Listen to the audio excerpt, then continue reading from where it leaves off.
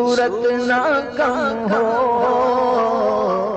قسم کی کثرت سے بچنا چاہیے، چونکہ اس مضمون کے اوپر ہماری علمی نظر نہیں ہے۔ بچپن سے قسم قسم قسم قسم، یہ قسم کھا رہا ہے، وہ قسم کھا رہا ہے۔ قسم ہے کیا، ایک کی اقسام کیا ہے، کیا قسم ہے کیا قسم نہیں ہے، کون سی قسم گناہ، کون سی قسم کھانے کی ممانعت ہے، کس قسم کے کھانے کی اجازت ہے، کس قسم کا کفارہ ہے، کس قسم کا کفارہ نہیں ہے، کون سی قسم پوری نہ کرنے سے گناہ ہوتا ہے نہیں ہوتا، اس کی طرف ہماری توجہ نہیں ہے، کیونکہ اس کا علم ہی سیکھا نا، اور علم سیکھنے کے لیے بدقسمتی سے ہمارے پاس وقت نہیں ہے۔ علم دین میں مراد لوں گا، ورنہ تو تعلیم حاصل کرنے کے لیے تو وقت ہی وقت ہے۔ دیکھیے تو 20-22 سال تک تو پڑھ ہی رہا ہوتا ہے جس کو موقع ملتا ہے، مگر یہاں علم دین میں مراد لے رہا ہوں، اور علم دین ہی یہاں مراد ہے جس کی فضیلتیں قرآن و حدیث میں بیان کی گئی ہیں کہ علم دین، اور یہ جو موضوع ہے قسم، یہ علم دین کے جو ابواب ہے اس میں بہت اہم ترین موضوع ہے جس کی طرف ہماری توجہ نہیں ہے۔ اللہ تعالیٰ کی کرو رحمت و امیر اہل سنت پر، جنہوں نے بڑی عرق ریزی کے ساتھ یہ مواد جمع کیا، اور قسم اور سسٹم اس پورے کو لے کر ایک جگہ پر جمع کر دیا، اور ہمیں دے دیے کہ اب تو پڑھ تو لو یار، اب پڑھ تو لو یار۔ یعنی ہمیں شاید یہ قسم کا موضوع پڑھنے میں زیادہ دیر نہ لگے، تھوڑی دیر میں چند منٹوں میں اگر ہم اس کو پڑھیں تو ہم پڑھ لیں گے، لیکن میرا گمان غالب ہے، بلکہ یہ یقین کی حد تک عرض کر رہا ہوں، اس کو لکھنے میں کئی دن لگیں، کئی ایام اس کے جمع کرنے میں، پڑھنے میں، اس کو ترتیب دینے میں، اور اس میں اپنے تجربات لکھنے میں، پھر اس کے دیگر جو معاملات ہیں اس کو کرنے میں لگے، اور ایک یہ تحریری گلدستہ قسم کے عنوان پر نیکی کی دعوت کی کتاب ہمیں دیا گیا، اور دعوت دی گئی ہے کہ اس کو پڑھ تو لو، پڑھنے سے تمہاری قبر و آخرت کا بھلا ہے، دنیا اور آخرت کا بھلا ہے۔ مگر وہ ہے نا کہ تیری وحشتوں پہ اے دل مجھے کیوں نہ آ رہا ہے، تیری وحشتوں پہ اے دل مجھے کیوں نہ آئے، تو اسی سے دور بھاگے، تو انہی سے دور بھاگے جسے تجھ پہ پیارا ہے۔ ایک کاش ہمیں مطالعہ کرنے کا ذوق نصیب ہو۔ قسم کی 3 اقسام جو بڑی اہم ترین اقسام ہیں وہ بیان کرنے جا رہا ہوں، جسے امیر اہل سنت نے فتاوی عالمگیری کے حوالے سے نقل کیا ہے۔ لغو یہ ہے کہ کسی گزرے ہوئے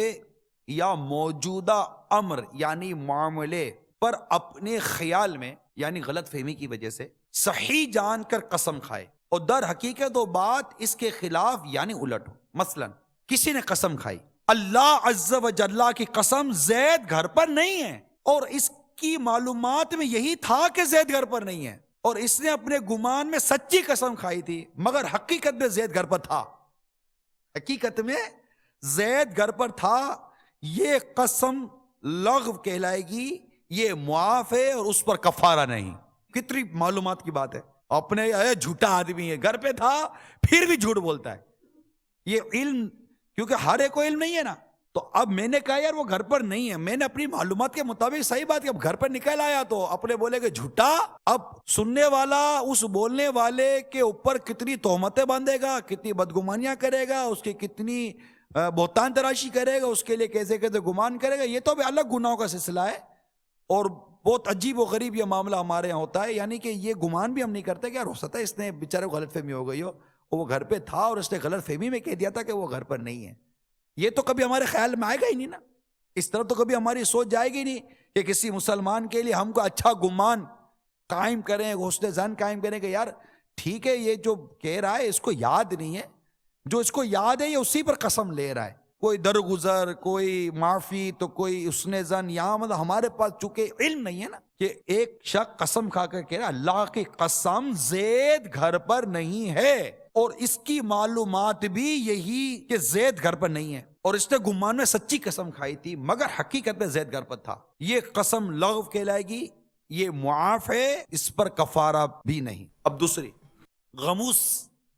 غین میم واو سین، یہ ہے کہ کسی گزرے ہوئے یا موجودہ امر یعنی معاملے پر دانستہ یعنی جان بوجھ کر جھوٹی قسم کھائے، کسی گزرے ہوئے یا موجودہ پاسٹ اینڈ پریزنٹ امر پر یعنی معاملے پر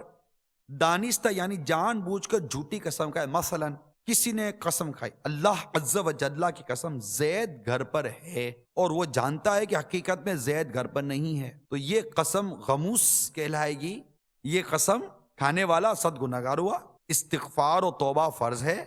مگر کفارہ لازم نہیں. نمبر 3 منعقدہ،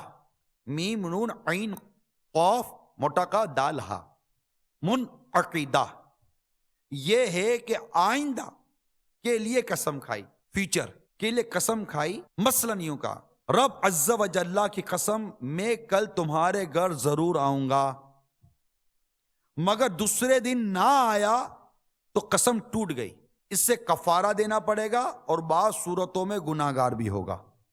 یہ 3 قسمیں قسم کی یاد رکھنے کی ہے، جسے نیکی کی دعوت کتاب کے صفحہ نمبر 162 پیج پر امیر سنت نے نقل کیا. اب خلاصہ آگے خود بیان کرتے ہیں. خلاصہ یہ ہے کہ قسم کھانے والا کسی گزری ہوئی یا موجودہ بات کے بارے میں قسم کھائے تو وہ یا تو سچا ہوگا یا پھر جھوٹا. اگر سچا ہوگا تو کوئی حرج نہیں، اور اگر جھوٹا ہوگا تو اس نے وہ قسم اپنے خیال کے مطابق اگر سچی کھائی تھی تو اب بھی حرج نہیں، یعنی گناہ بھی نہیں اور کفارہ بھی. ہاں اگر اسے پتا تھا کہ میں جھوٹی قسم کھا رہا ہوں تو گناہگار ہوگا مگر کفارہ نہیں ہے.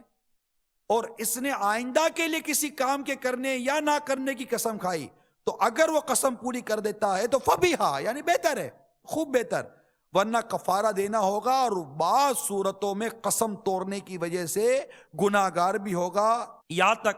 قسم کی جو 3 اقسام تھی اس کا بیان کیا. میرے میٹھے اور پیارے اسلامی بھائیو، مدنی چینل کے ناظرین، اس سے غور کیجئے کہ قسم کی اہمیت اور یہ علم سمجھنے کی کس قدر